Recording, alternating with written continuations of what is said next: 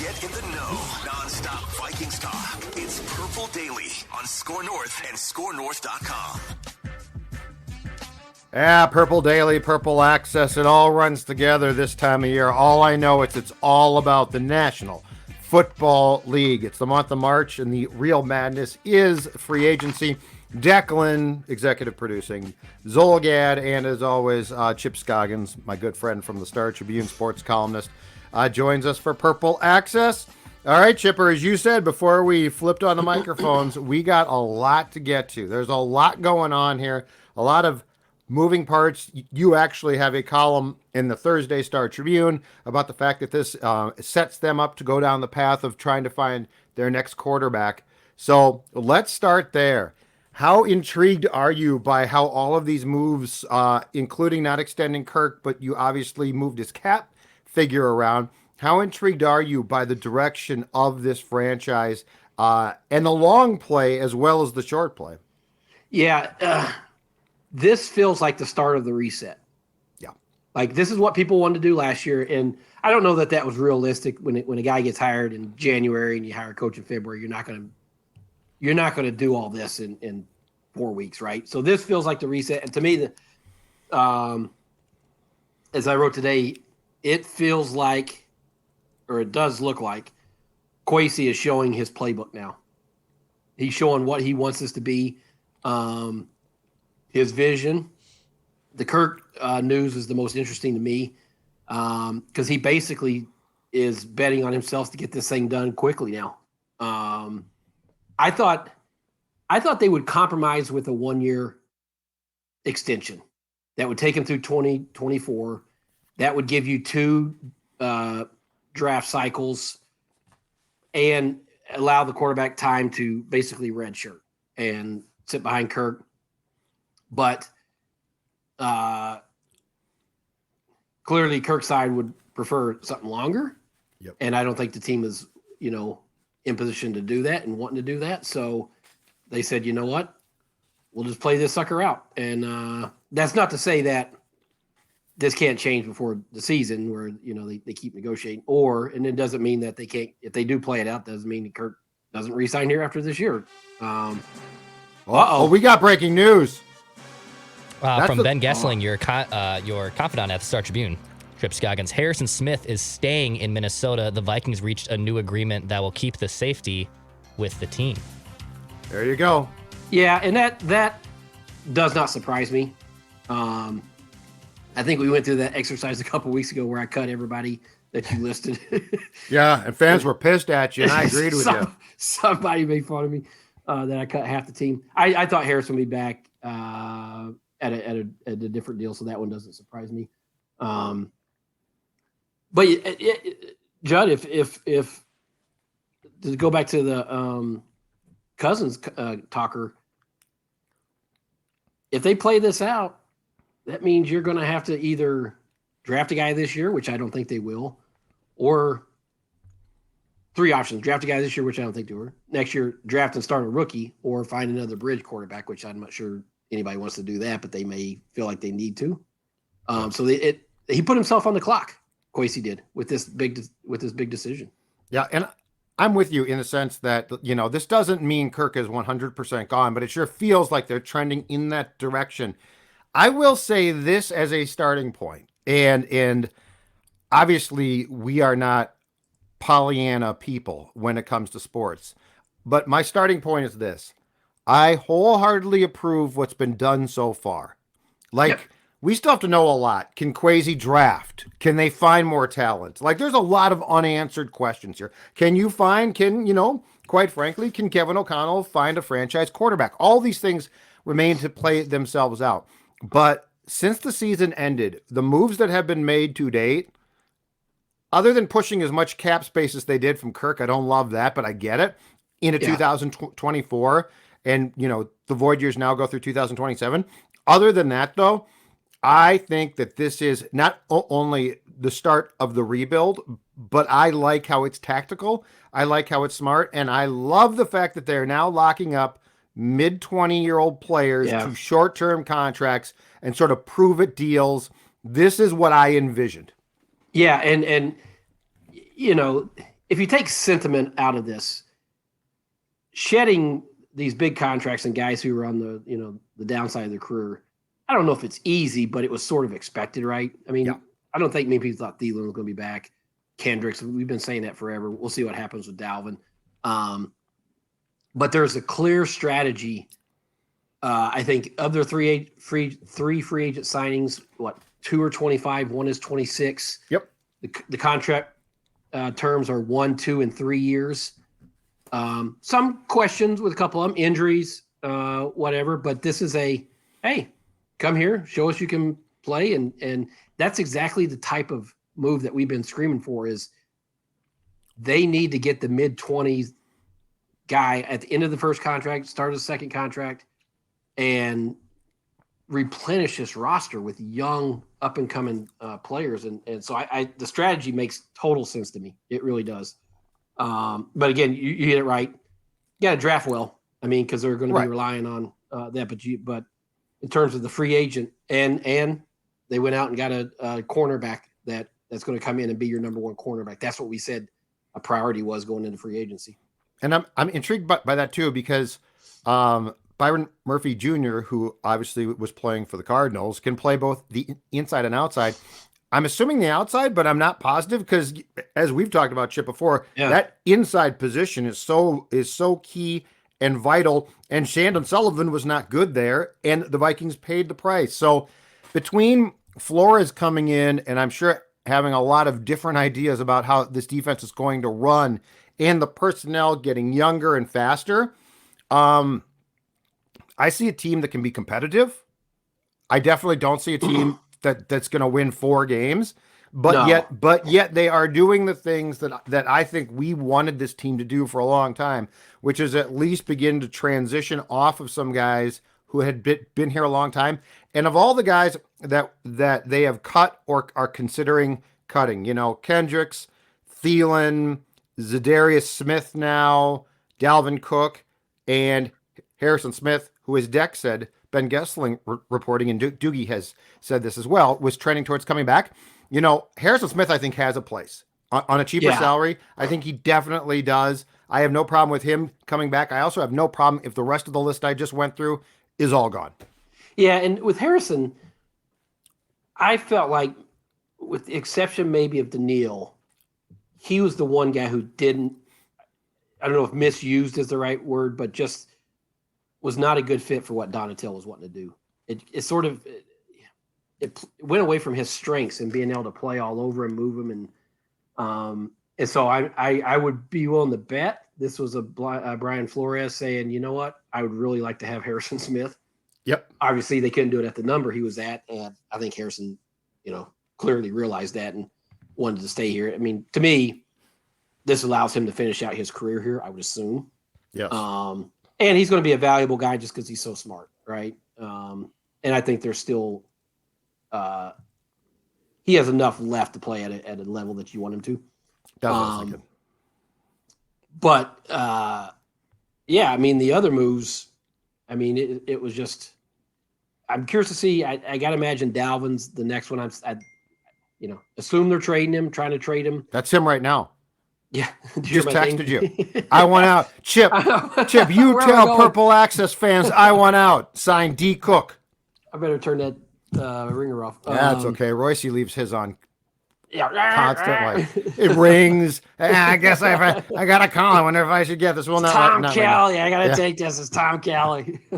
I assume, they take that up until his $2 million roster bonus hits Friday, tomorrow? Yes. Yeah. Zadarius has a significant payday due, which is why I think he's gone.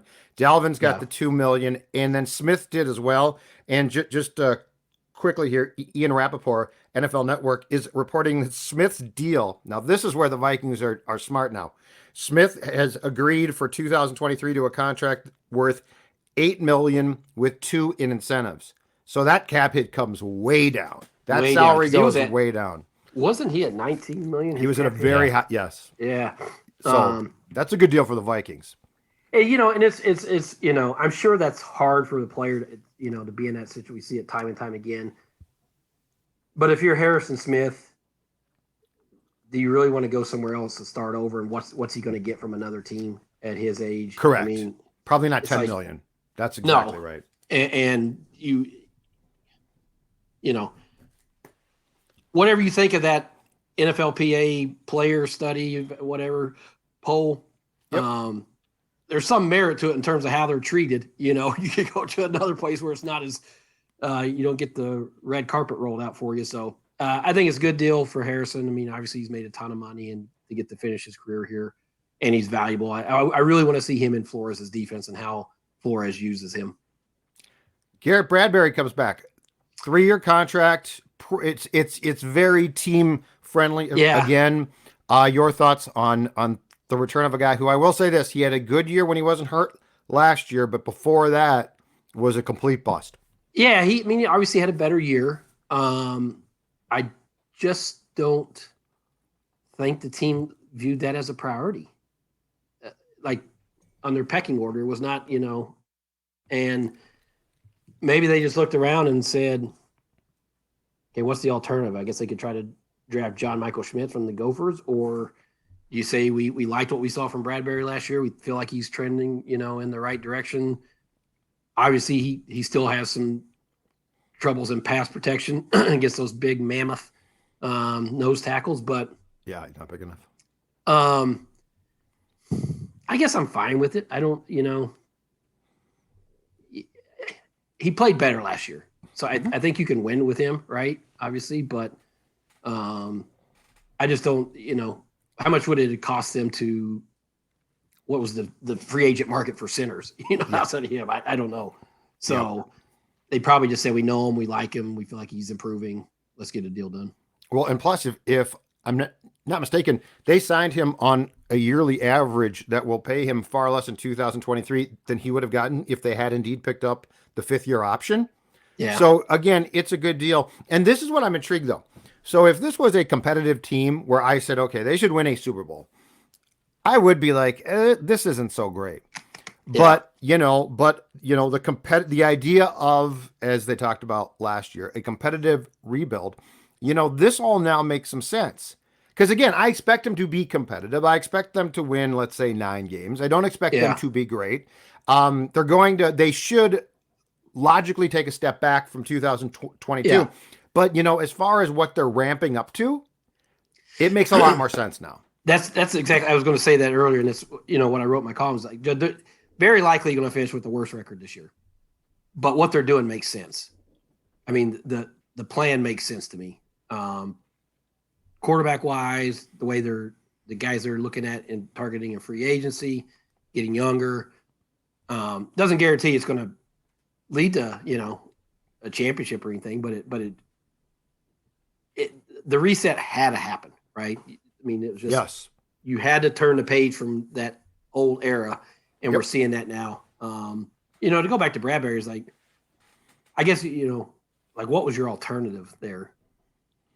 Either draft a guy, which you don't know how good that's going to be, or try to sign a free agent, and I don't know what the market was. So it makes sense.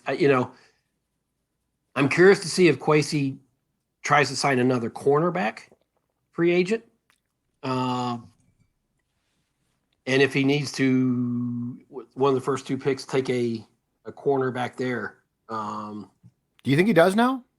I do. Because that second pick is a third round pick. I also think that there's a very good chance they're going to trade back to try and get more picks. Yeah, and without a second rounder right now. Well, I mean, you have a 1, but we don't know that Booth and Evans can stay healthy. True. So I feel like you have to. That's why I wonder. I feel like he needs to get another veteran cornerback. If you can find that sweet spot, 24 to 26, draft another one. I do feel like this is setting up that they're going to take a wide receiver, one of the first 2 picks. Yes. Well, and that's what I'm wondering. I think they're going to trade back, but let's say they don't. I think they have at least put themselves in a comfortable enough spot right now, Chip, especially with the direction of where this team is going, that they could take the best wide receiver or cornerback, but it doesn't have to be that one position.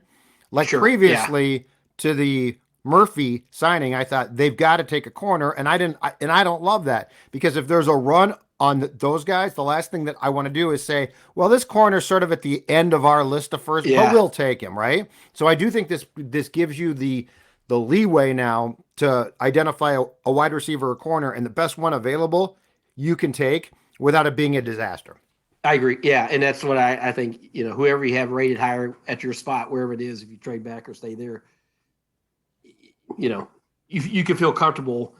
The Murphy signing does give you that flexibility, but you can't have enough corners. No, you're right. I'm with you totally.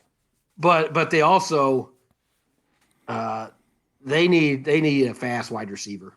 They need somebody opposite, and so still not crazy about the interior line, offensive line.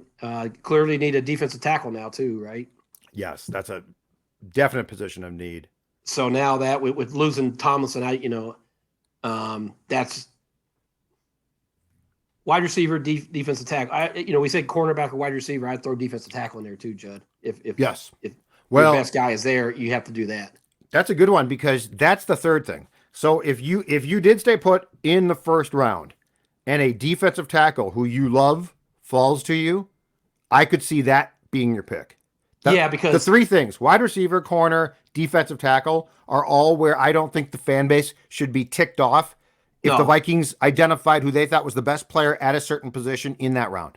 Yeah, because the defensive tackle market, to try to find a free agent there, that's big money. I mean, look what Dalvin Tomlinson got paid, man. Yeah, I know. Yeah, so you're probably going to have to do that through the draft with where they're at with the cap, right? So those three spots make the most sense. We'll see. If they. What's your best guess? I mean, do you just keep working the phones like crazy, trying to trade Dalvin Cook, and if it doesn't, you just have to release him? Well, the problem is you actually save more to the cap if you trade him. Yeah, I mean, obviously, if you release him. So I think the Vikings were being offered a late round pick, and I told Phil and Dex this. I think things changed yesterday before they signed Madison, who I don't think is back here to be a backup again. Like that makes no sense. Before they signed him, when the Dallas Cowboys have to release Zeke, so they just had to say, see you later. They can't get a thing for him. I think that shows you that the Dalvin market, that the Vikings, I heard that the Vikings were trying to get a day 2 pick for Cook. They weren't going to. So I wonder now, if you go back to the drawing board, Madison's back, and you just say, okay, you know what? We'll take a 7th round pick, because what we really want to do is clear the salary and save as much on the cap as possible. Yeah, I think at that point you just say, literally whatever you're going to get from a trade, you take it. So but you're right. I go back and how many times did Kevin O'Connell last season say that they consider Dalvin and Madison 1 and 1A? I don't think he was just saying that just to, Well, but then Madison had a career low in carries. I know. So they didn't really prove that, which I think they can now, which is Madison, Ty Chandler. Yeah. And you know what? It's fine. That's absolutely fine. You don't need to invest huge. You need a guy that can block, can catch some passes. But to put a financial priority on that position, to me, is just not wise. Well, especially I think they finished 28th in the league in carries. Well, if you're going to finish 28th in league in carries, you don't want a running back making $14 million. I mean, it's just correct. That doesn't make sense. So now maybe he wants to run the ball more, i.e., signing a blocking tight end. Keeping CJ Ham. I think that's the goal, but still, I don't know that they're going to put a high priority value-wise on that running back. Running the ball more does not mean having a star running back. Yeah. Like, that's not how this works now. So running the ball more means your offensive line better be good. Like you just said, your tight end, at least one of them, has to block. But I liken this to, I think wanting to run the ball more is like a lifestyle choice. It's not necessarily sexy. It's a lifestyle. You run the ball more. Wide receivers are sexy, right? Yeah. Like when you want to go out on the Pacific Coast Highway for that fast drive, you gas up the Jefferson and you take off. But when you're just traveling around town, that's a running back. That's the Oldsmobile, which is also fine. But like I don't think that you need a Saquon Barkley to say we're going to run the ball more. You know, in our days on the beat with Peterson, it was different. But the game's changed a ton in 10 years, 15 years. Yeah, and that's, we see it reflected in so many ways, to think that Zeke Elliott's getting just released, I mean. And he was dropping off. Those guys all drop clearly. off. Yeah. So, I mean, Za'Darius, I assume you're trying to trade. Yeah. And then you just I think you're going to if have to you can't. Yeah. And you know what? I don't think you're going to trade. You signed Davenport. He said he wants out. Like, where is the leverage if you're the Vikings there? Only if a team says we'll give you, sure you get him. If he gets on open market, you're bidding against everybody else. I know, but if I don't get him, that's okay. Yeah. Yeah. It's not like I don't think there's going to be a rush of 20 teams trying to sign him. So, he has 2 years left? Yeah, but it was really, so I think, just a guess on my part, it was a 3-year contract, but I think it was done that way because of the cap implications that the Vikings had a year ago. So it was really a 1-year contract, and he wants more money. He's gauging his payday off of the first 9 games, first right? 8 games. Yeah. First 8 or 9. No, he is, seriously. Well, look at the whole 17-game season here. He wants to be paid off of that success, which I'm not doing.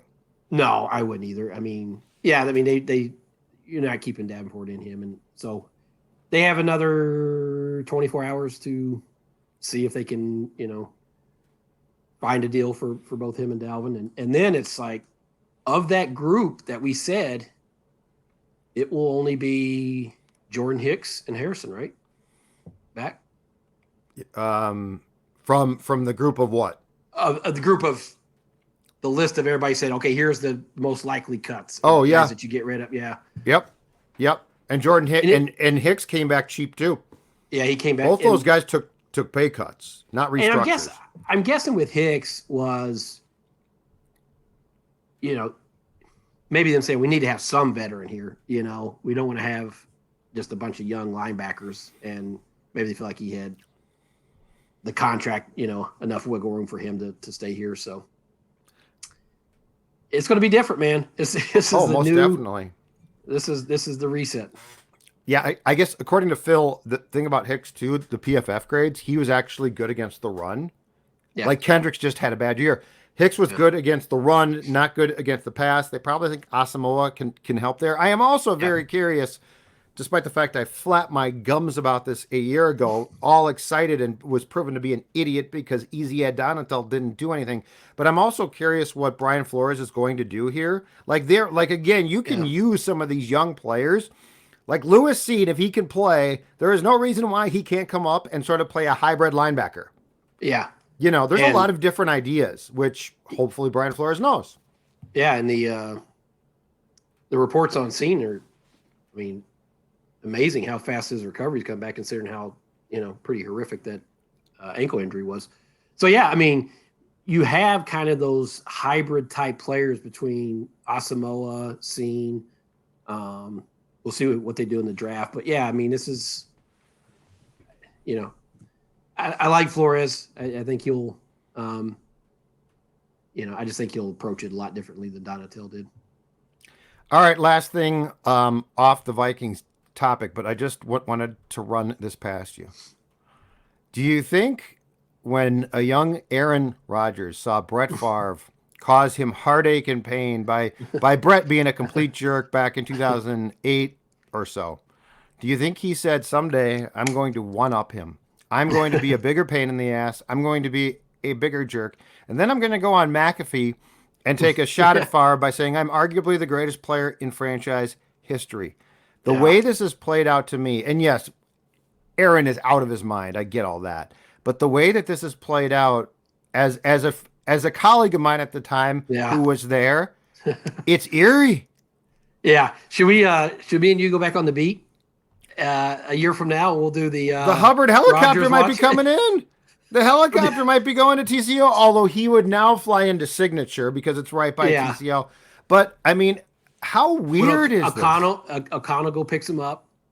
Which he would. We get the parrot suit guy out there. You know. You could, yeah, you probably have to have him at the airport now, right? Or yeah, because you couldn't line the. Well, you could have lined the road actually. You could line the road out there. Yeah, but how? I mean, you can't make this up, Judd. I know. I mean, and good luck to the Jets. That's all I'm gonna say. Good luck to the Jets. Deal with this. How is the New York media market going to handle this? The best thing that could happen is if the Jets continue to decline the Packers. I think the Packers are offering for the Packers want a first round pick back. First of all, he's going to get eaten alive there. Yeah. Second of all, he is, almost 40, but I am just amazed at how this has played out. I mean, two quarterbacks, same team, God bless them, but Hall of Fame, Podunk Green Bay. And they have orchestrated the exact same hostage type crisis. And Aaron's is worse. Oh yeah, it's worse. It's worse. I mean, the narcissism is off the charts. How wonderful are the tabloids going to be with this? Oh God, this is a headline writer's Oh my dream. God, I might check the tab. Sometimes I do that. The New York Post I go into just to see what the back page headlines on because they're just absolutely. Oh, the Post. Yeah, I got to see the Post today because it's between Aaron and the fact that Edwin Diaz, the Mets closer, might have torn his ACL celebrating last night in the WBC. I want to know what's going on there. But I mean, what a pain in the ass. And I'm very curious now. Does lightning strike 3 times? Does Jordan Love turn out to be good? Watch him be like. Give him 15 years of Hall of Fame quarterback. You don't know, dude. I think Vikings fans will officially explode at that point. I think everyone's will. And watch him become a pain in the ass at the end, too. I'm going to the Jets. I'm going to the Jets to force my way to Minnesota because everyone ends up in Minnesota. Oh, God. It's unbelievable. Unbelievable. All right, Chipper, have a great week, and we'll talk to you soon.